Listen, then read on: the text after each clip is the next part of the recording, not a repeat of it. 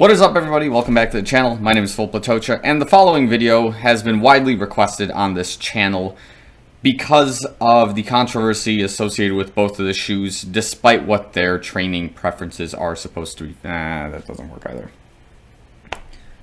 What is up, everybody? Welcome back to the channel. My name is Filip Latocha, and today we are going to be comparing two not so everyday Nike trainers, but more of your speed tempo kind of trainer in your running program if you have that type of shoe, which in this particular case is going to be the Nike Zoom Fly 4 and the Nike Air Zoom Tempo Next Percent. So before we get into it, make sure you like the video, subscribe to the channel. If you're already subscribed to the channel watching this content, thanks so much. Love you guys a lot. Make sure you follow me on Strava and Instagram. Lots of cool stuff to be posted there concerning my Houston race training blocks and all sorts of other fun stuff. So definitely follow me there. Links are in the description below. Without further ado, let's compare and contrast. Let's get into it. Okay, so let's start off with the oldie but the goldie, in my opinion, which is, of course, the Tempo Next Percent itself. So to be comparing this shoe to the daily trainers in 2022 is quite remarkable, considering the shoe came out in mid-2020, maybe even late 2020 for that matter. But basically, yeah, I've loved this shoe. Actually, I'll take that back. I've had a lot of mixed reactions to this shoe because I just didn't know how to feel about it at first. And to be clear, I've run in this before the Alpha Fly, so I didn't have, like, of course, the racing shoe to gauge this to. But yeah, I'll break down the specs. They're right here. So again, the thing probably to note right away with this shoe, if we were to compare and contrast, is... Actually, no, let's leave that part for later on. I'm just going to break down the specs as they are. So the shoe does weigh about 9.3 ounces in this 8.5 to 9 size. This one's an 8.5, so it's about that weight. Of course, the defining factor of this shoe is, of course, the outsole, which has a mix of React and ZoomX foam. But the most important piece to consider, of course, is these Air Zoom pods or pockets, or however you want to call them in the shoe. And, of course, this is just the build of the bottom or the outsole. And, of course, there's a nylon plate in this shoe that's supposed to be this carbon plate mimic, I guess you can say, that's supposed to work in tandem with the Air Zoom pockets to have this compression, decompression, rebound effect using the Air Zoom pockets in the shoe to give you that nice big open stride, which also gives you kind of that spring effect, to give you some more pep in your step when you're training and looking for speed, because the shoe will definitely send you flying if you want to go flying during your workouts. And I'll definitely personally attest to this. This has been one of my favorite speed trainers on a day-to-day basis. But again, because of the stack height of this shoe, I would not recommend it for very long periods of time using in a row, because you will bust your toes pretty bad in the shoe. Again, I've probably not mentioned this on the channel before, but again, with the forefoot being about a 35 millimeter stack height and the heel being 45 with that 10 millimeter offset, you better believe this is a really high shoe, and as a result of that, it does break a lot of racing rules if you're an elite athlete. So that being said, you can't race in this shoe, which kind of creates a lot of problems of, hey, if this shoe is not going to mimic any of my racing shoes for race day, why should I be training in it? Questions for another time. But anyways, that's kind of my thoughts on the Tempo Next Percent as it stands right now.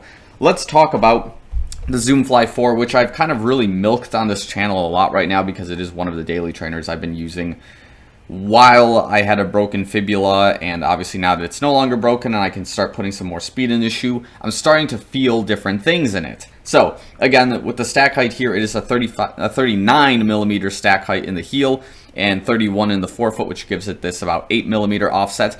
Not nearly as high heel as the Tempo Next Percent, but still pretty prevalent. Specs are up here, by the way. Forgot to leave that up there for you. The weight of this shoe is slightly more to my understanding. I believe this is like 9.6, 9.7 ounces in this 8.5 size, which is kind of something to factor in considering all things. And I'm guessing that's mostly due to the fact that this React foam in the outsole, which is, again, a signature piece of the shoe, React weighs a little bit more than ZoomX, to my understanding, because it provides a little bit more protection, a little bit more responsiveness when you're kind of striking the ground. But yeah, the purpose here is that density is ultimately keeping your feet a little bit more alive and whatnot.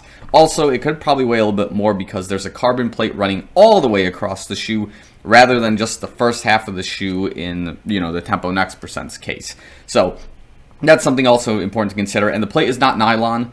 My understanding is, in fact, definitely a carbon plate in here, which raises a lot of questions for me, but we'll get into that in a moment there. But yeah, of course, the bottom is to mimic the Vaporfly, and this is supposed to be on paper the Vaporfly's daily trainer shoe in your lineup, per se. So that's, I think, where we're going to leave the Zoomfly 4. I mean, actually, well, in the upper case, I mean, again, it's got this kind of like meshed upper, very breathable, very responsive. I say it's pretty nice overall. I haven't had too many incidents with it. It does have a little bit of dirt here on the outsole, or on the outside of the shoe. But, you know, dirt is dirt. There's no rips on it, despite the way it's like built and the way it looks. So, yeah, that's kind of my thoughts on it right now. So, let's officially go into comparing both shoes respectively. So, as we've mentioned already before, the shoes are two different designs, both to satisfy the same purpose, I think, in the lineup as Nike sees it, and perhaps as you, the person running, should see it as well, which is that there is the everyday trainer shoe, which is kind of like your Infinity React, your Pegasus, your ZoomX Invincible. And then you have this everyday tempo, everyday racer shoe, which is supposed to be the Tempo Next Percent, the Zoomfly 4, and probably some of the other shoes on the market with a carbon plate. And then, of course, you have the racers, which is like the Vaporfly Next Percent 2, the Alphafly, etc., etc. And then you have, you know, your track spikes like the Dragonfly and whatnot. But we're here specifically to talk about the everyday racers. So, in terms of both of these shoes, they weigh very similar, where, you know, you've got this 9.3 to like a 9.7. But the real differences, of course, is in the technologies that are used, as you can probably look and probably guess. The Air Zoom pockets with the nylon plates provide one type of impact on the ground, which is very noticeable, and also very loud based on the design here on the outsole and the bottom of the shoe, with, again, the ZoomX reacting a certain way with the React foam. And then on the other hand, you've got a shoe that does its best to mimic the Vaporfly Next Percent, but it's using React foam all the way across instead of ZoomX, and it's using a real carbon plate versus the nylon plate. So that's some of the major differences in the designs, from what I understand and what I see, of course. You're probably wondering, hey Phil, in your personal experience, which shoe is the better everyday racer? Okay, so this is kind of tricky because, again, everyone has a different experience and a different feel in both shoes. I'll tell you what's gone wrong in both of these shoes, and then we can kind of assess it from there. So in this particular case with the Zoomfly 4, I think particularly in this left foot, which, again, at about almost 250 plus miles, the wear is not bad at all. But here's the caveat. In this like mid region of the foot, I think like about this area, whenever I strike the ground, the shoe begins to feel like really, really sore. It's as if the impact on the carbon plate is got this kind of like this funky thing going on, and every time I hit the ground, the plate just feels less and less responsive, maybe with this React foam, maybe it's the way I'm striking the ground, but it's starting to feel very uncomfortable after I exceed a certain distance. So if I'm trying to hit like maybe 4 to 6 miles, this is where the pain starts to begin, right? And it's also kind of in the arch in this plantar area of the shoe that if you're not properly warmed up and the shoe isn't properly warmed up, it's just going to feel very tight, very tense. And it's not a really great experience very early on in your run, but then that kind of wears off as it goes along. But again, there's this cap on the shoe before it just feels like it's burning, and there's just like this, not painful, but this like really dull sensation in the midfoot of your shoe, of your foot. So comment down below if you're experiencing something similar to me, but this is just the personal experience with the Zoomfly 4 from that case. Now, with the Tempo Next Percent, it's been a while, and I haven't really rewatched any of my videos in terms of pain points I've had in the shoe, but I will tell you this. The shoe is extremely loud when you strike the ground because of the way the outsole is built.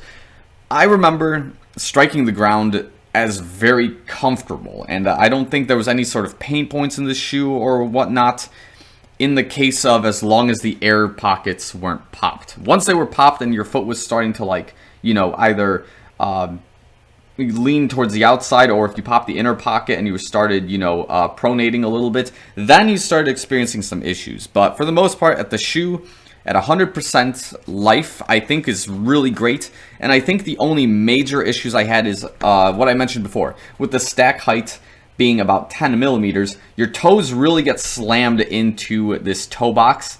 And I've cracked a lot of toes, and I've gotten a lot of bloody toes from this shoe if I don't give my feet enough time to heal in between runs. So this, I think I went 2 weeks straight with this particular shoe, and that's when I started really busting up my toes. And I think you can kind of see some of the bloody areas on this like fourth toe over here, and then the other shoe probably also has some wear and tear as well. But that's neither here nor there. The point is, this was a very comfortable daily racing shoe.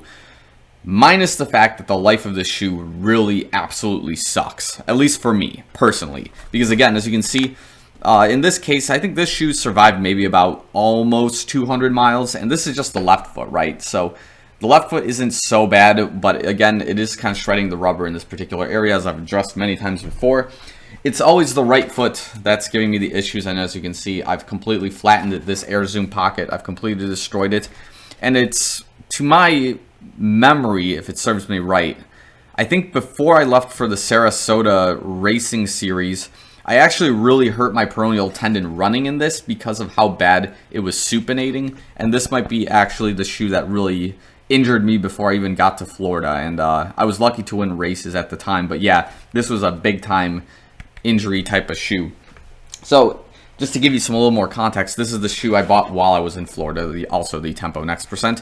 Same deal as before, you know. This air zoom pocket is ripped up in the exact same spot, and it's just very wonderful to see, and it's very encouraging to know that it's more of my problem that the shoe is kind of breaking rather than potentially everyone else's. But actually, I take that back. I've seen a lot of people pop the AirPods, maybe not in the same fashion as I have, because I had this right foot in balance. But that's the problem with the shoe. The Tempo Next Percent in this case is that the lifespan really sucks. So you got to really realistically break down the question. You want a shoe that's going to have a really good lifespan in the outsole, but it's going to hurt a little bit after a while when you're running this carbon plate? Or do you want something that's going to last about 150 to 200 plus miles, but is really comfortable, and it's just a really fun shoe to run in, but it's just going to die within 200 miles? That's kind of the question you got to ask yourself. And realistically, the price point isn't even that bad to really weigh it in here, because I remember buying this shoe for about $160, I think on Stocks, or StocksX, whatever you want to call it.